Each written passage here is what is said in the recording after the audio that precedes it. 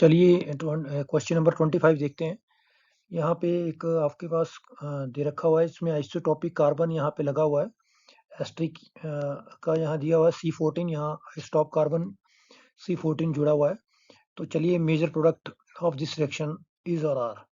तो जब भी ये एक पोटाशियम हाइड्राइड के साथ रिएक्शन करता है तो डेफिनेटली यहाँ से ये H+ लेगा और यहाँ पे नेगेटिव आयन आएगा। तो इस तरीके से बनेगा ये, ठीक है, लाइक दिस। तो यहाँ पे नेगेटिव आपका आयन आएगा, ठीक है।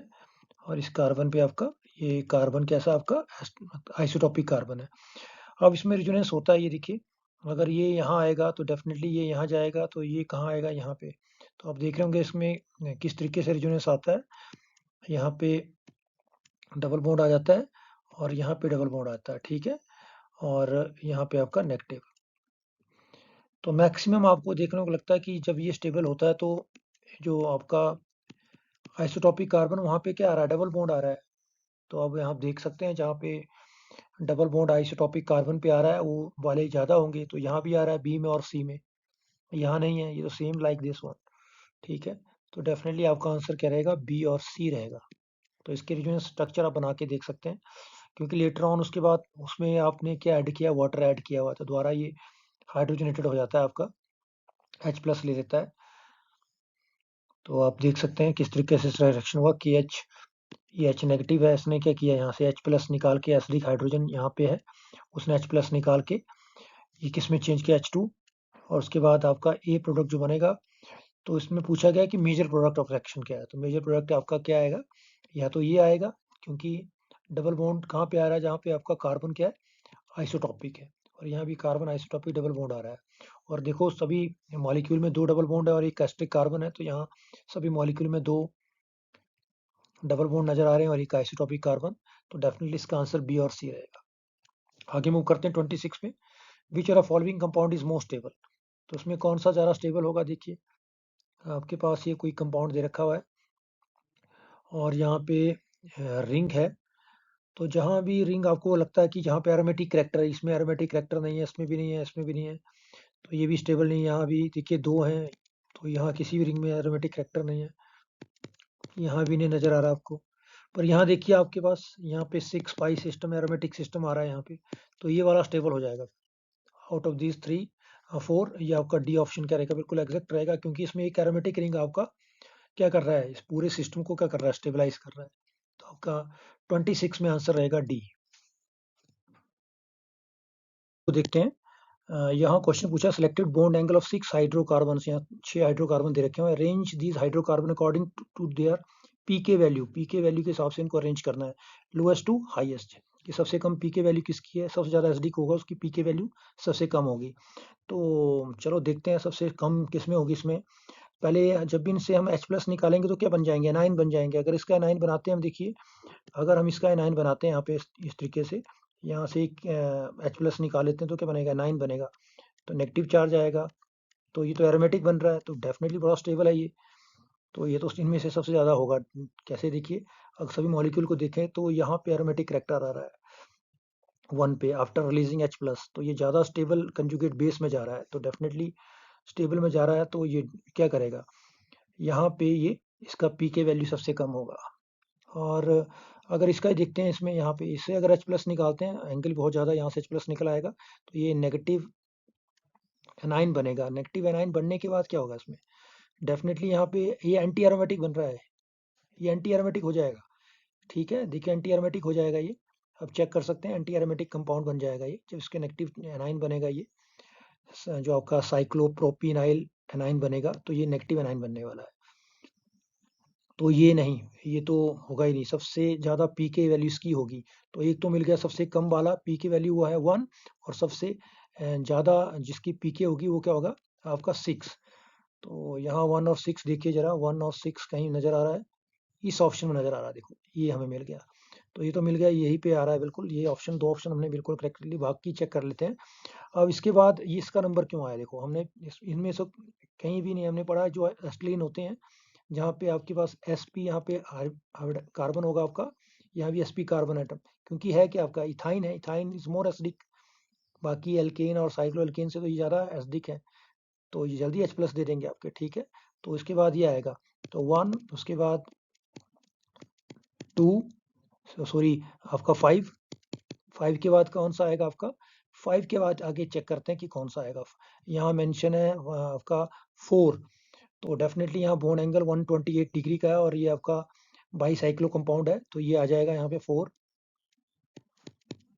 उसके बाद 4 के बाद हमारे पास ये देखिए, ये भी आपका एक एल्कीन है, ठीक है, और यहाँ बोन एंगल भी ज़्यादा है, तो उसके बाद आएगा आपका 3 और उसके बाद आपका 2 और लास्ट में आपका क्या आएगा 6।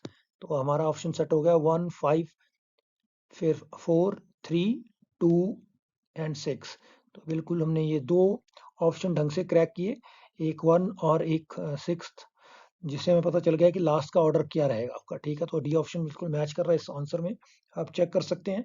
स्टेबिलिटी ऑफ एनाइन जो बनेगा उसी हिसाब से ये ज़्यादा उसकी पीके वैल्यू, जिसकी स्टेबिलिटी ज़्यादा होगी एनाइन की, उसकी पीके वैल्यू कम होगी, और जिसकी स्टेबिलिटी कम होगी उसकी पीके वैल्यू ज़्यादा होगी। इस तरीके से क्वेश्चन को हम क्रैक कर सकते हैं।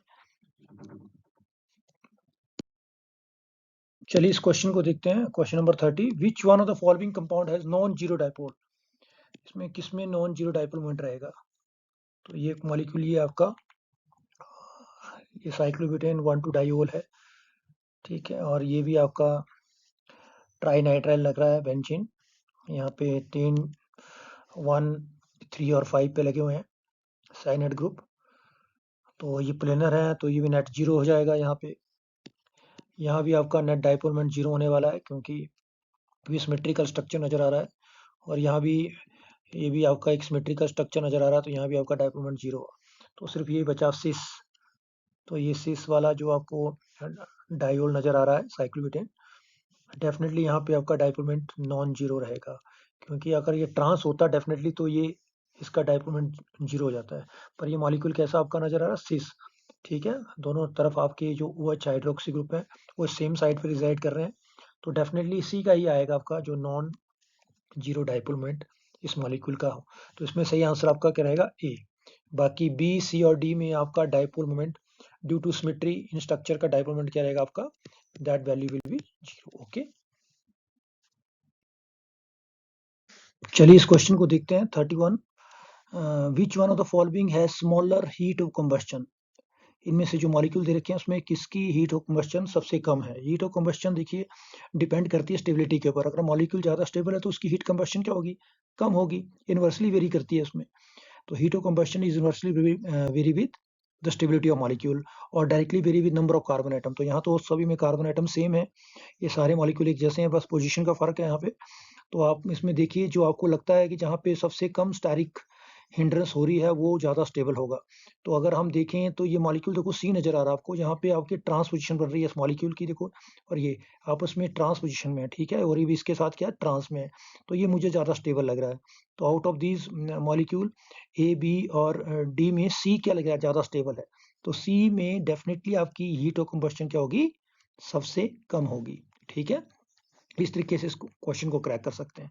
नेक्स्ट मूव करते हैं अगले वाले क्वेश्चन में। Rank the following substance in order of decreasing heat of combustion maximum to minimum. तो इसमें सबसे ज्यादा किसकी है और सबसे कम, उस तरीके से आप डिसेंडिंग ऑर्डर में इसको अरेंज करेंगे। यहाँ भी यही कंसेप्ट लगाएंगे हम। तो यहाँ पे आपके मॉलिक्यूल डिफरेंट डिफरेंट है, तो आप देख सकते हैं ये आपका 5 मेंबर रिंग है, ये आपका 4 मेंबर रिंग है, ये आपका 6 है और ये 4। तो दो आपके 4 वाले हैं, तो सबसे कम सबसे ज़्यादा तो उनकी होगी, क्योंकि हमने पढ़ा हुआ है कि 4 मेंबर रिंग में ज़्यादा स्ट्रेन होती है, ज़्यादा अनस्टेबल होते हैं वो, तो इनकी ज़्यादा होगी। अब इसमें किसकी ज़्यादा होगी, देखिए ये आपके दोनों सिस पोजीशन में है देखो, तो ये ज़्यादा यहाँ स्टैरिक प्रॉब्लम होगी। तो स्टैरिक प्रॉब्लम ज़्यादा होने से ये अनस्टेबल ज़्यादा होगा, तो नंबर 2 आएगा फर्स्ट, सबसे ज़्यादा हाईएस्ट कौन आएगा, नंबर 2। अब ये इसके बाद नंबर 2 के बाद कौन सा आएगा, नंबर 4, क्योंकि ये भी 4 मेंबर रिंग है, पर यहाँ पे ये जो मिथाइल ग्रुप है ये कैसे ट्रांसपोजिशन में, तो उसके बाद क्या आएगा आपका 4 नंबर मॉलिक्यूल आएगा। अब हम देखते हैं 1 और 3 में। तो 1 वाला ग्रुप कौन सा है, 5 मेंबर्ड है, और ये जो आपका 3 वाला है वो कौन सा है, 6 मेंबर्ड है। तो 5 मेंबर में ज़्यादा अनस्टेबिलिटी होती है, ठीक है, उसमें ज़्यादा एंगल स्ट्रेन होती है। तो इसके बाद आएगा 1, तो 1 फिर उसके बाद क्या आएगा लास्ट में आपका 3। तो सबसे कम किसमें होने वाली है, 3 में, और सबसे ज़्यादा किसमें होने वाली है, 2 में। तो 2, 4, 1, 3। तो यहाँ ऑप्शन देखिए सी ऑप्शन बिल्कुल मैच कर रहा है, 2, 4, 1, 3, ठीक है। आगे मूव करते हैं क्वेश्चन नंबर 33 में। Which of the following has lowest pK value. तो जिसकी लोएस्ट पी के वैल्यू मतलब जल्दी ज़्यादा एसिडिक होगा वो। तो यहाँ पे ज़्यादा एसिडिक कौन सा है? तो एसिडिक होने का मतलब क्या, जब भी हम सबका एनायन बनाते हैं, अगर मान लो यहाँ से H निकलता है तो क्या बनेगा, ये बन जाएगा, ठीक है, नेगेटिव चार्ज आएगा। ऐसे ही फिनाइल ग्रुप क्या करता है, माइनस आई इफेक्ट शो करता है। क्या करता है? माइनस में, तो नेगेटिव चार्ज को क्या करेगा, डीलोकलाइज करेगा, एक रिंग में, दो रिंग में, तीन। तो ऐसे लग रहा है कि ये वाला होना चाहिए, पर ऐसा नहीं है। यहाँ एक और फैक्टर डोमिनेट करेगा। यहाँ पे देखिए, अब यहाँ भी सेकंड में यहाँ पे माइनस आएगा, ये दो रिंग में स्टेबलाइज हो रहा है। यहाँ ये देखिए, यहाँ भी आपका सी है और एक डी है।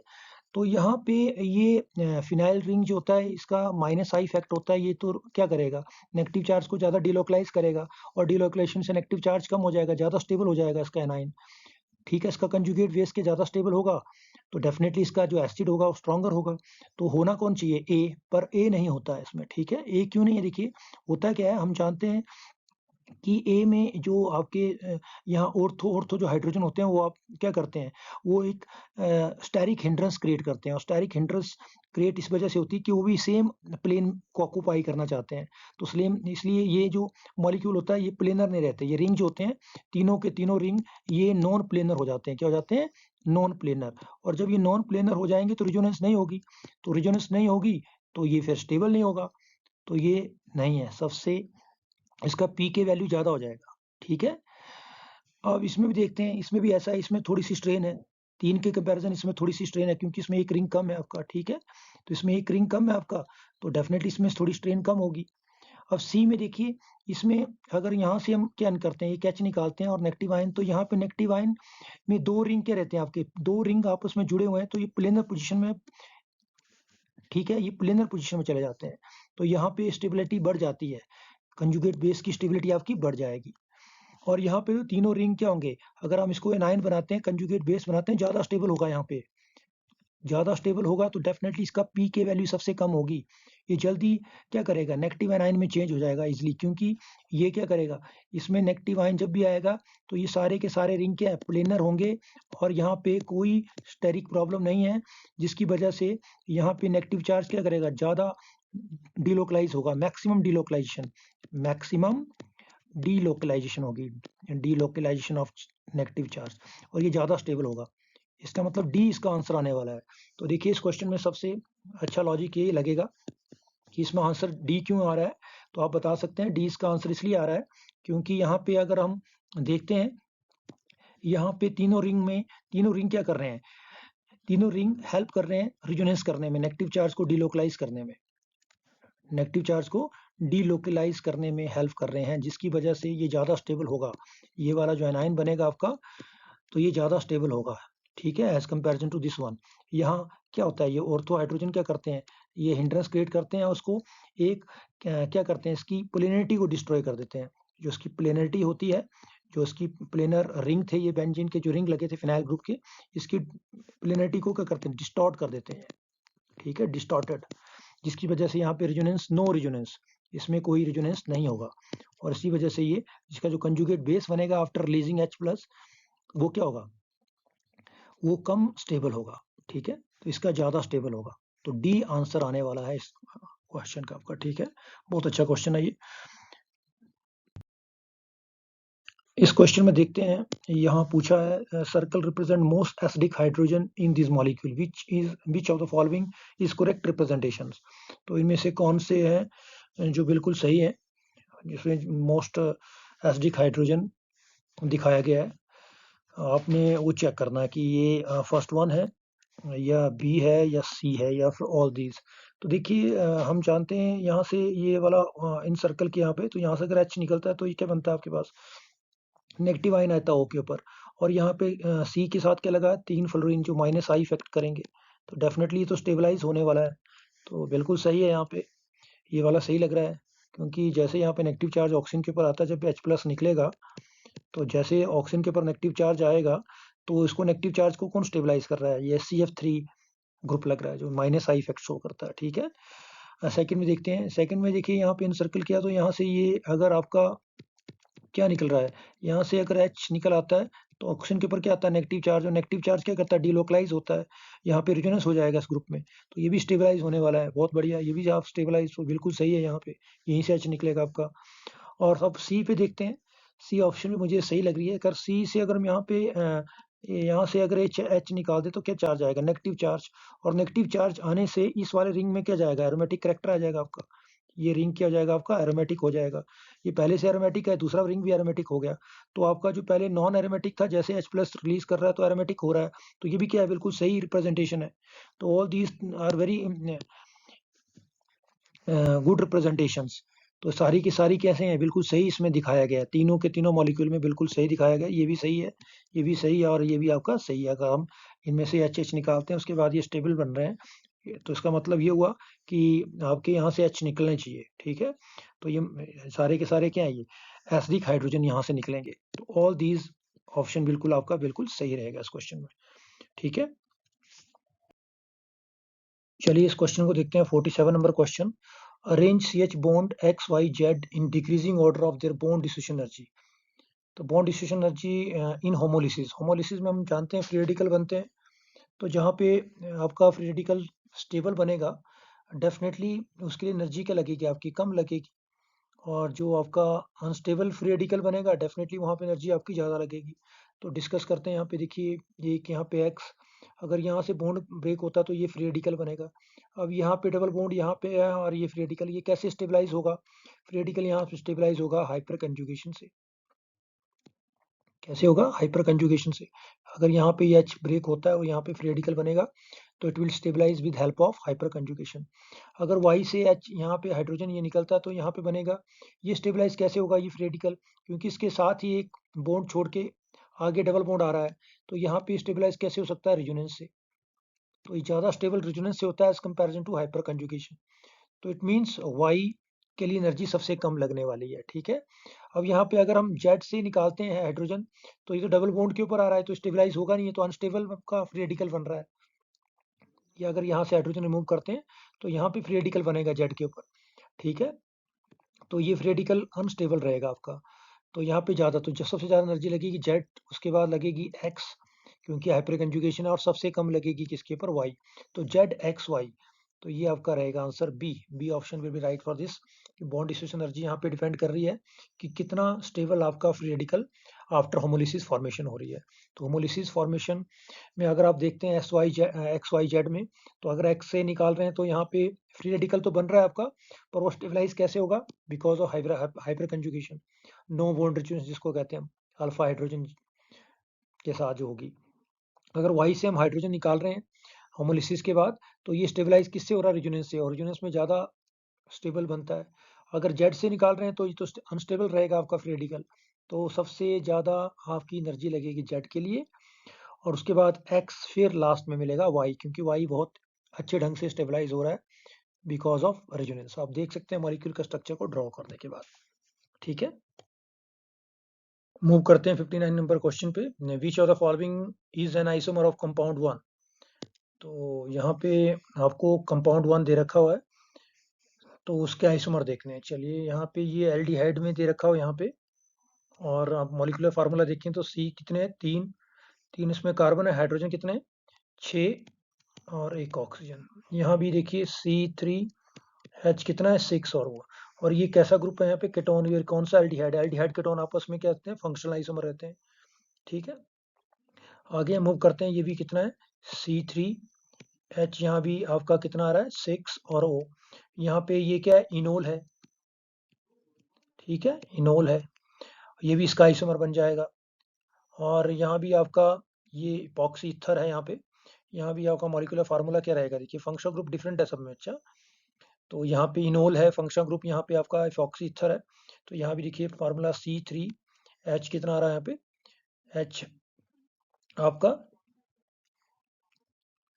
यहाँ भी H आपका 6,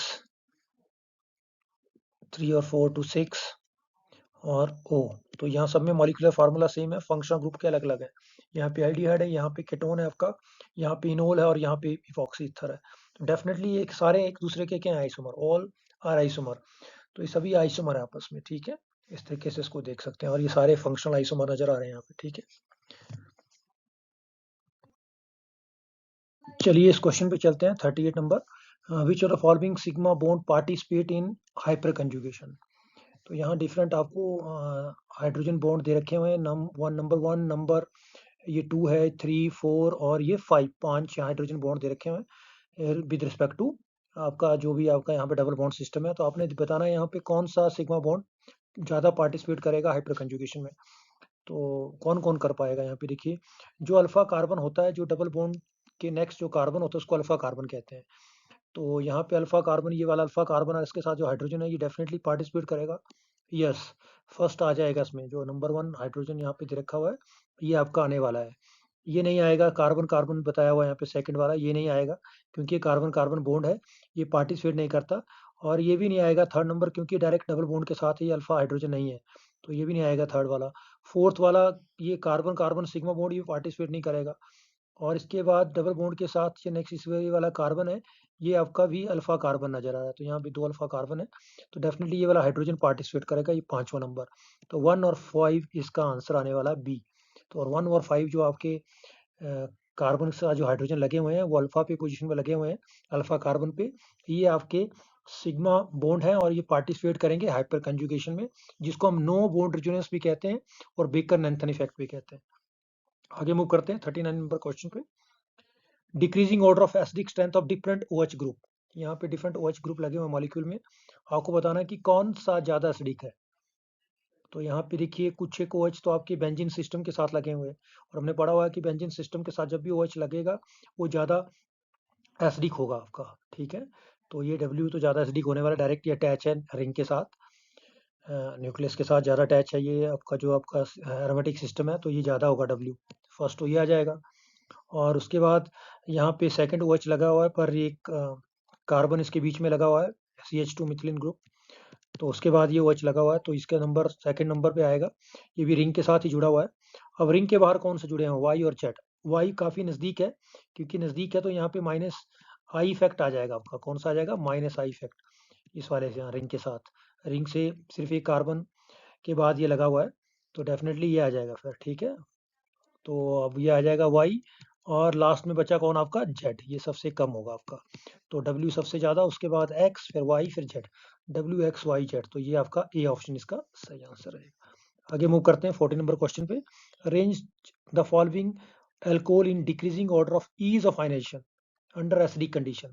जब भी हम एसिडिक कंडीशन में इसको आयनाइज करते हैं, डेफिनेटली हमारे पास यहाँ ये आपका यहाँ वाटर मॉलिक्यूल बाहर निकल आएगा, और ये आपका कैटाइन बन जाएगा। यहाँ पे, यहाँ जहाँ भी OH लगा वहाँ पे आपका प्लस चार्ज आएगा।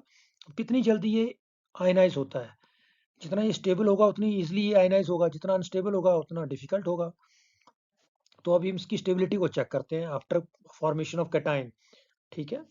तो अगर यहाँ कैटाइन बनता है तो ये एरोमेटिक सिस्टम होंगे दो, पर ये वाला बीच वाला एंटी एरोमेटिक सिस्टम हो जाएगा। आप चेक कर सकते हैं हक्कल रूल लगा के, और बाकी जो कंडीशन एंटी एरोमेटिक की। सेकंड में देखते हैं, जब ये कैटाइन बनता है तो ये भी एरोमेटिक होगा, ये सारे सिस्टम एरोमेटिक हो जाएंगे, ये पूरा मॉलिक्यूल एरोमेटिक का स्टेबल हो गया, तो ये तो बहुत इजीली आयनाइज हो जाएगा। तो आपका नंबर 2 सबसे इजीली आयनाइज होगा। उसके बाद अगर थर्ड सिस्टम देखते हैं, तो ये दो सिस्टम तो आपके एरोमेटिक हैं, बीच वाला आपका नॉन एरोमेटिक है, नॉन एरोमेटिक है, ठीक है। नॉन एरोमेटिक है तो डेफिनेटली इसका नंबर सेकंड पे आएगा आपका। तो पहले आएगा सेकंड, फिर आएगा थर्ड, और लास्ट में आपका एंटी एरोमेटिक वाला सिस्टम कौन सा आपका, फर्स्ट। तो इसका यही रहेगा 2 3 1, 2 3 1, ये सी ऑप्शन मैच कर रहा है, देखिए 2 3 1। तो इसमें आप कुछ नहीं करेंगे, जब भी आप आयनेशन जितनी इजिली, अगर वो ज़्यादा स्टेबल है तो इजिली वो आयनाइज कम में कन्वर्ट कर जाएगा आपका। तो आप इस तरीके से इसको चेक करेंगे, ठीक है।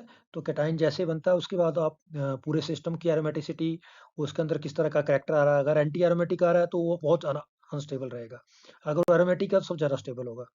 तो एंटी एरोमेटिक और एरोमेटिक के बीच में कौन आता है, नॉन एरोमेटिक। तो उसकी स्टेबिलिटी थोड़ी कम होती है, पर एंटी एरोमेटिक से थोड़ी ज़्यादा होती है। तो आप इस तरीके से इसको क्रैक कर सकते हैं, तो इसका सी ऑप्शन आपका राइट रहेगा। चलिए इस क्वेश्चन को देखते हैं 41 number question. Among the isomeric amines, हमें आइसोमेरिक अमीन यहाँ दे रखे हुए हैं। Select one with lowest boiling point, इनमें से किसका बॉइलिंग पॉइंट सबसे कम है। तो चलिए बॉइलिंग पॉइंट चेक करते हैं, किसका यहाँ पे आएगा इसका बॉइलिंग पॉइंट। ये सारे आइसोमेरिक आपके अमीन्स हैं, तो जहाँ यहाँ पे देखिए चेक करने का एक ही साधन है, जब जहाँ पे ज़्यादा हाइड्रोजन बॉन्डिंग होगी वहाँ बॉइलिंग पॉइंट ज़्यादा होगा, और जहाँ है ही नहीं हाइड्रोजन बॉन्डिंग, तो यहाँ पे आपको कौन सा ऐसा मॉलिक्यूल नज़र आ रहा है जो आइस यहाँ पे ये सी नज़र आ रहा है आपको, जहाँ पे कोई भी आपकी इंटरमॉलिक्यूलर हाइड्रोजन बॉन्डिंग नहीं बनेगी आपकी, ठीक है? इसमें हाइड्रोजन है ही नहीं है, तो डेफिनेटली इसका बॉइलिंग पॉइंट सबसे कम होगा, ठीक है? इसका बॉइलिंग पॉइंट आपका सबसे कम होगा। और सबसे ज़्यादा बॉइलिंग पॉइंट आप देख सकते हैं यहाँ पे बॉइलिंग पॉइंट डी का सबसे ज़्यादा है, और सबसे कम आएगा सी का। आगे मूव करते हैं, 42 नंबर क्वेश्चन है, which one of the compound shown below is not an isomer of others. तो ये आपस में आइसोमर है, कौन इनमें से नहीं है? तो आइसोमर चेक करने के लिए देखिए यहाँ पे एक रिंग है, एक डबल बॉन्ड है यहाँ पे, तो इसकी डिग्री ऑफ अनसैचुरेशन कितनी आई 2। यहाँ पे दो रिंग है तो 1 1 इसकी कितनी आई 2। यहाँ भी दो रिंग है, इसकी कितनी आ रही डिग्री ऑफ 2। पर यहाँ पे देखो कितना रिंग है 1 2 3, तो इसकी कितनी आ रही है आपकी 3। तो यहाँ डिग्री ऑफ अनसैचुरेशन बिल्कुल डिफरेंट हो रही है डी में। तो ये आपस में सारे ए बी सी हैं पर डी नहीं है, तो इनमें से डी आपका आइसोमर नहीं होगा, ठीक है? डी जो है ये आइसोमर नहीं है, ए बी सी का आइसोमर नहीं है, तो इसको डिग्री ऑफ सैचुरेशन से हम क्लियर कर सकते हैं। 44 देखते हैं इस क्वेश्चन में, which among the following compound will not give effervescence with sodium carbonate. तो सोडियम कार्बोनेट के साथ इनमें से कौन एफरसेंस नहीं देता है?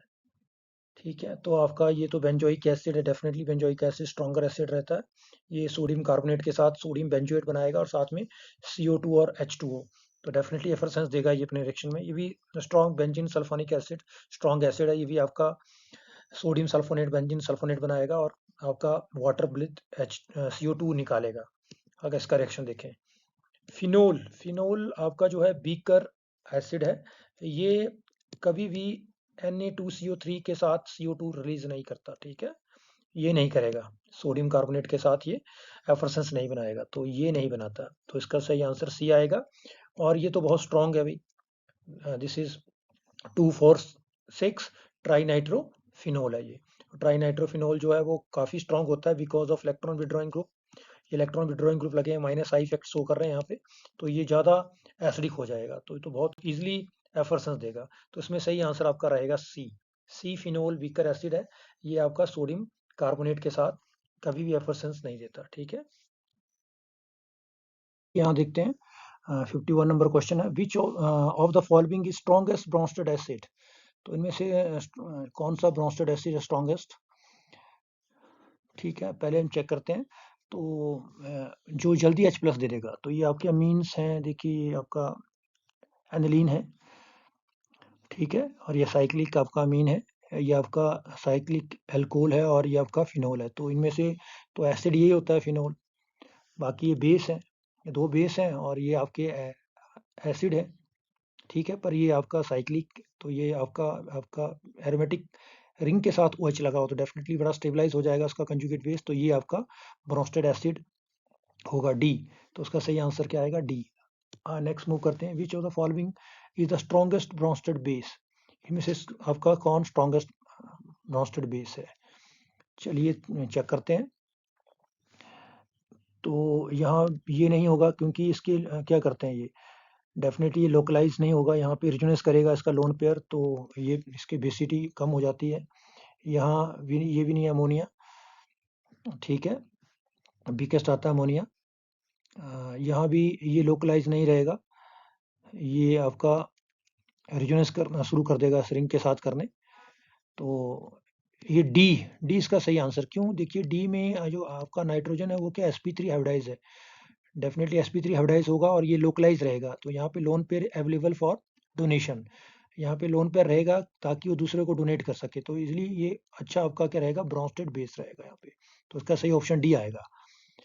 क्योंकि बाकियों में आपने देखा ना, कहीं आपके जो लोन पेयर नाइट्रोजन के पास है वो लोकलाइज नहीं है, वो डीलोकलाइज हो रहा है, तो सिर्फ डी में आपका जो लोन पेयर नाइट्रोजन के पास रहेगा वो नाइट्रोजन के पास ही रहेगा, क्योंकि इसको डीलोकलाइजेशन में कहीं भी किसी से हेल्प मिलने वाली नहीं है, क्योंकि वो sp खुद भी कैसा हुआ sp3 है, नॉन प्लेनर पोजीशन पे है, वो किसी के साथ वो अपनी डीलोकलाइजेशन नहीं करेगा।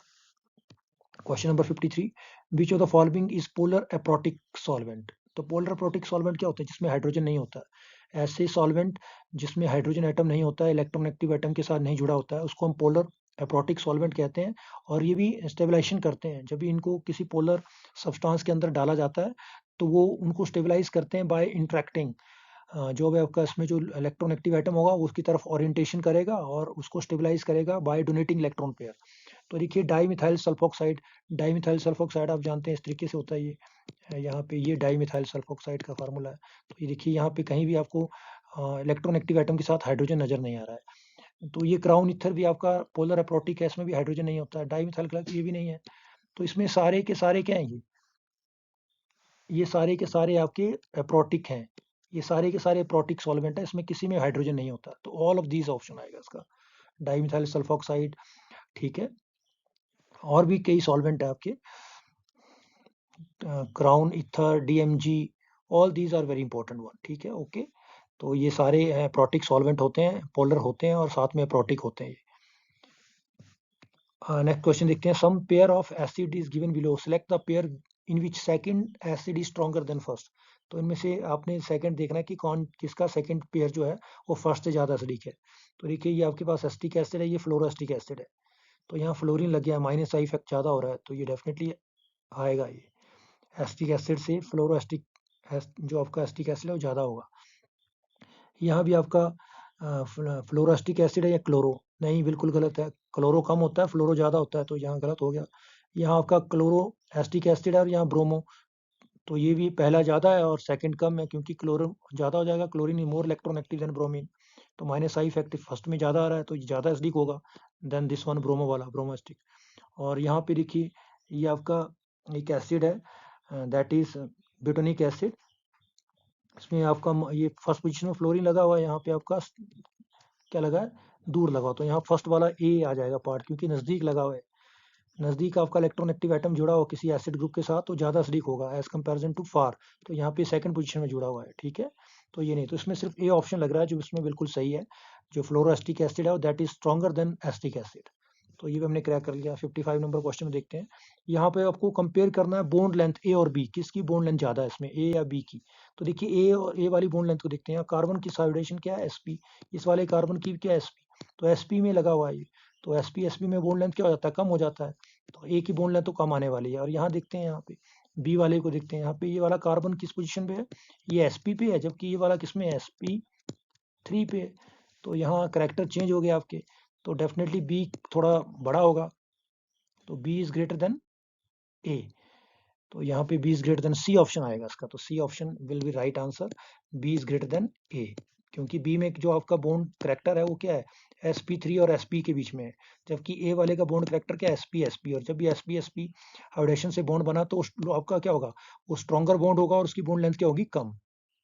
ठीक है, क्योंकि एस करेक्टर यहाँ पे ज्यादा आ रहा है, और एस करेक्टर ज्यादा आने से इलेक्ट्रोनेगेटिविटी बढ़ जाती है एटम की। ठीक है, तो डेफिनेट इस तरीके से इसको हम क्रैक कर सकते हैं। 23 नंबर क्वेश्चन बड़ा इंटरेस्टेड क्वेश्चन है। Compare carbon carbon bond rotation across A B C. तो किसमें carbon carbon bond rotation easy रहेगी, तो जहाँ इजी वहाँ रहेगी जहाँ पे ये इजिली ये क्या करेंगे, इजिली एरोमेटिक करेक्टर या गेन कर लेंगे आफ्टर रोटेशन, या फिर लॉस करेंगे तो बहुत मुश्किल होगा। तो इजी कहाँ होगी, जब वो इजिली रोटेशन के बाद उसमें ज़्यादा एरोमेटिक करेक्टर बढ़ जाए।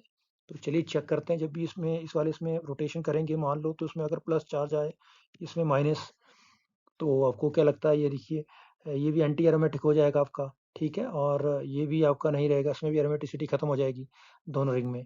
अगर इसमें माइनस चार्ज आ जाए और इसमें प्लस, तो एरोमेटिक फिजिबिलिटी इसकी बनती है, ये थोड़ा सा एरोमेटिक हो जाएगा। इसमें 2 पाई इलेक्ट्रॉन सिस्टम आ जाएगा, इसमें क्या रहेगा आपका, इसमें ये 6 पाई वाला सिस्टम बन जाएगा आपका। ठीक है, दूसरे वाले में देखते हैं, बी वाले मॉलिक्यूल में। अगर इसमें हम प्लस चार्ज ये टूटेगा और ये नेगेटिव चार्ज, तो ये भी देखिए एरोमेटिक हो गया, ये भी एरोमेटिक हो गया। ठीक है, ये भी एरोमेटिक हो गया और ये भी आपका क्या हो गया, एरोमेटिक हो गया। ये एरोमेटिक हो रहा है आपका, क्योंकि यहाँ भी 6 पाई इलेक्ट्रॉन सिस्टम है, यहाँ भी कितना हो गया, 6 पाई, दोनों एरोमेटिक करेक्टर आ गया इसमें। पर इसमें और इसमें दोनों में देखिए जरा, किसमें आपका रेजोनेंस ज्यादा होगा एरोमेटिसिटी में। यहाँ आपके कितने बॉन्ड आपको नजर आ रहे हैं, 3, 1 2 3 डबल बॉन्ड। तो यहाँ रेजोनेंस थोड़ा कम है, यहाँ पे कितने हैं, 5 है। तो यहाँ रेजोनेंस ज्यादा है, तो बी सबसे इजी रोटेशन शो करेगा। ठीक है, carbon carbon bond is rotation जो होगी यहाँ पे वो सबसे इजी किसमें होगी, बी वाले मॉलिक्यूल में। उसके बाद किसमें होगी, सब ए में। और सी में चेक करते हैं। सी में देखिए, अगर मान लो ये बॉन्ड ब्रेक होता है और यहाँ पे आपका नेगेटिव चार्ज आ जाता है और यहाँ पे प्लस चार्ज, तो ये तो एरोमेटिक करैक्टर आ गया इसमें। नीचे वाले रिंग में एरोमेटिक करैक्टर आ गया, पर ऊपर वाले रिंग में आपका एंटी एरोमेटिक करैक्टर आ रहा है। तो इसमें तो अब बहुत मुश्किल है, इसमें बहुत मुश्किल हो जाता है आपका किसमें, सी वाले मॉलिक्यूल में। तो सबसे इजी किसमें आपका, बी में, क्योंकि बी को जब आप रोटेट करते हैं तो दोनों रिंग में एरोमेटिक करैक्टर आ जाता है आपका, और इसमें ज़्यादा रिजोनेंस की वजह से ज़्यादा स्टेबलाइज हो जाता है आफ्टर रोटेशन। तो यहाँ पे आपकी रोटेशन बहुत ईजी होगी, इसमें रोटेशन एनर्जी बहुत कम लगेगी आपको, ठीक है। उसके बाद आपका मॉलिक्यूल आएगा ए, क्योंकि ए में भी अगर आप इसको रोटेट करते हैं तो इस तरीके से इसमें करैक्टर बनते हैं कि दोनों रिंग में भी एरोमेटिसिटी आ जाती है आफ्टर रोटेशन। तो होता क्या है कि इसमें थोड़ा डबल बॉन्ड करैक्टर कम है, तो डेफिनेटली रेजोनेंस भी कम होगा। तो बी से थोड़ा कम है, तो इसका नंबर बी के बाद आएगा। और सी में तो मुश्किल है कि अभी इसको हम सी को हम ब्रेक कर रहे हैं, तो आप देखते हैं कि इसी एक रिंग में एरोमेटिक करैक्टर रह रहा है, दूसरे रिंग में डिस्ट्रॉय हो रहा है आपका। तो सी लास्ट में आएगा, तो इसका सही आंसर रहेगा बी ए सी। तो ये चेक कर सकते हैं, ये देखिए बी ए और सी ऑप्शन, सी वाला आंसर इसका बिल्कुल सही है। चलिए इस क्वेश्चन को देखते हैं, 49 number question. Which of the following is most polar, इनमें से कौन ज्यादा पोलर है। तो चेक करते हैं, कुछ रिंग है साथ में डबल बॉन्डेड और अल्टरनेट पोजीशन में इसमें डबल बॉन्ड लगे हुए हैं, कंजुगेशन भी है। तो एरोमेटिक करैक्टर का भी इसमें काफी हद तक रोल रहेगा। तो यहाँ तो अगर हम इसमें मोमेंट करते हैं और उसको पोलराइज करने की कोशिश करते हैं तो उसका एरोमेटिक करैक्टर तो डिक्रीज हो जाएगा आपका, सी में तो होगा नहीं। यहाँ पहले से नेगेटिव नेगेटिव चार्ज बने, सेपरेशन ऑफ चार्ज है, पर इसमें एरोमेटिक करैक्टर स्टेबिलिटी भी नहीं है। और साथ में यहाँ देखिए सेम तरह के चार्जेस बने हुए हैं नेगेटिव, तो separation of charges unlike charges की होनी चाहिए, तब जाके पोलर करैक्टर आएगा उसमें। सेम चार्जेस सेपरेशन से नहीं होता कुछ भी, ठीक है। अब यहाँ ए और बी हमारे पास मॉलिक्यूल बचते हैं। चलिए ए और बी में देखते हैं। ए और बी में भी नहीं है, ये इसमें एरोमेटिक करैक्टर नहीं है। देखो ये दोनों एरोमेटिक नहीं है, तो ये भी इसमें अगर हम कोशिश करें मोमेंट ऑफ इलेक्ट्रॉन की, चलो यहाँ करते हैं, तो आगे नहीं बनेगा, ठीक है। इसमें मूवमेंट नहीं हो पाएगी दूसरे रिंग में, तो यहाँ भी पॉसिबल नहीं लग रहा मुझे। बी में चलो देखते हैं। अगर बी में देखिए यहाँ 6 हैं, अगर मैं इसको यहाँ ले आता हूँ तो यहाँ पे प्लस चार्ज आता है आपका, ठीक है। और ये वाला आपका कहाँ जाएगा, इस वाले कार्बन में जाएगा, तो यहाँ नेगेटिव चार्ज आएगा।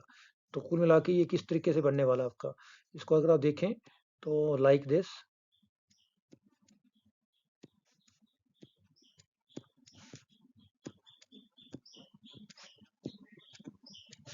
तो यहाँ तो प्लस चार्ज आएगा आपका, और ये ऐसे, और ये वाले इलेक्ट्रॉन यहाँ से शिफ्ट होकर नेगेटिव चार्ज आएगा, और ये ऐसे, और ये वाला डबल बॉन्ड कहाँ आ रहा है आपका, यहाँ पे।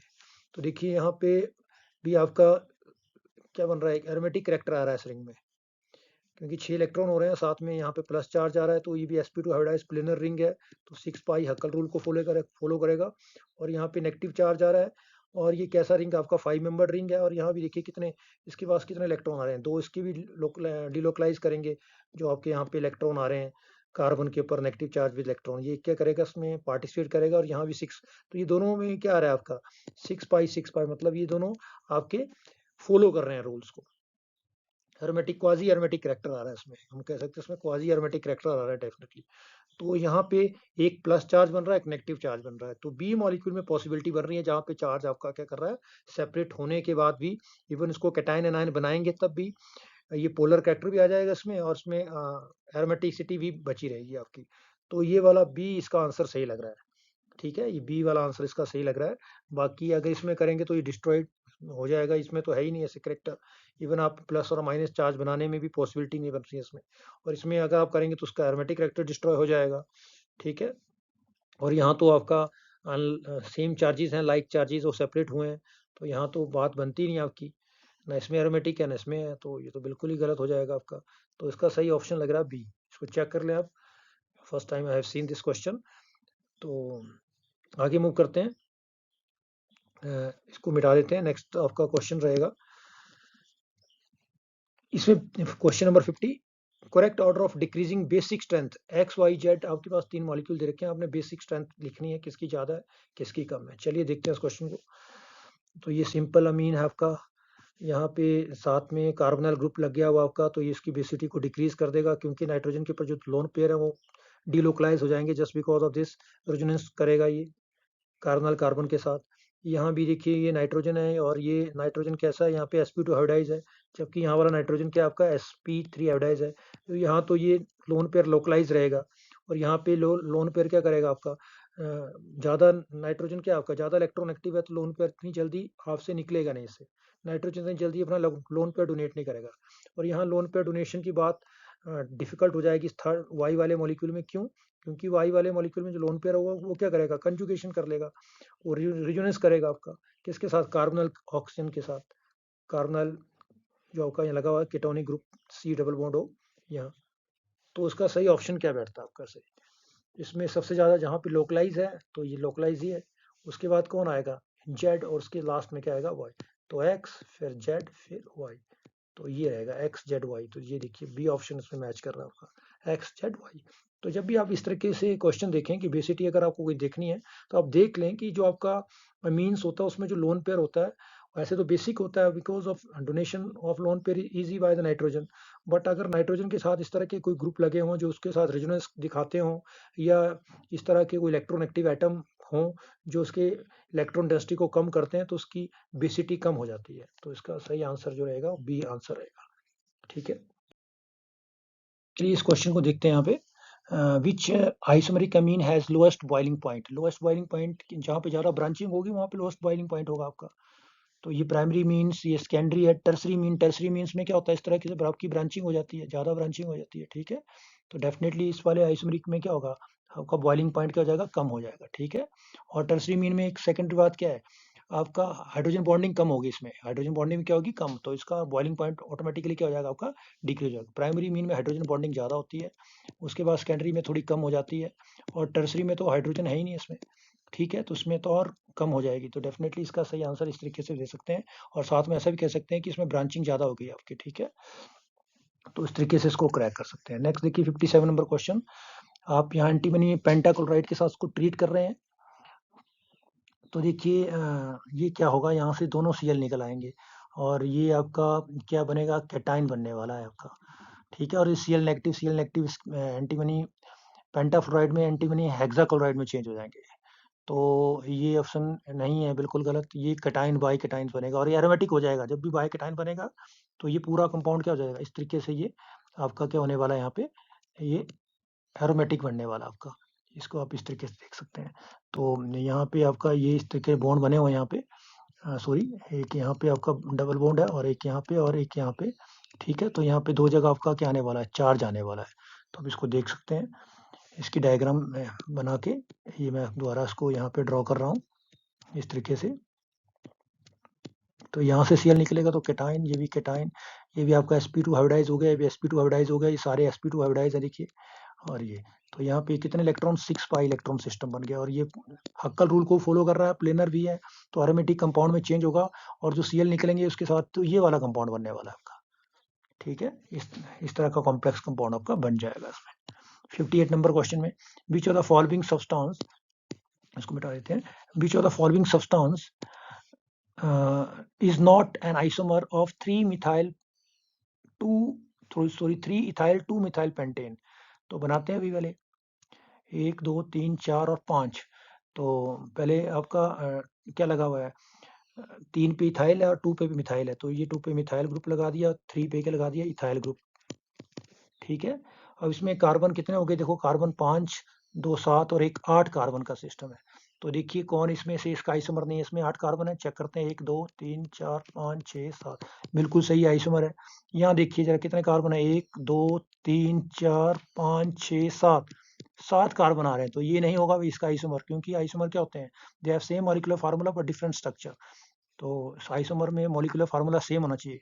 तो 3 इथाइल 2 मिथाइल पेंटेन में टोटल कार्बन आ रहे हैं आपके 8, और यहाँ पे बी नंबर का जो ऑप्शन है उसमें कितना निकल रहा है, 7, तो ये तो होगा ही नहीं। यहाँ भी देखते हैं, 1 2 3 4 5 6 7, इसमें है बिल्कुल सही। तो सिर्फ इसमें बी ऑप्शन रहेगा आपका। बी ऑप्शन बिल्कुल इनकरेक्ट है, क्योंकि इस वाले मॉलिक्यूल में आपके जो नंबर ऑफ कार्बन एटम है वो क्या है, लेस है। तो अगर कार्बन ही कम हो गए तो फिर उसका आइसोमर कैसे बन पाएगा वो, ठीक है। तो इस तरीके से इस क्वेश्चन को हम देख सकते हैं।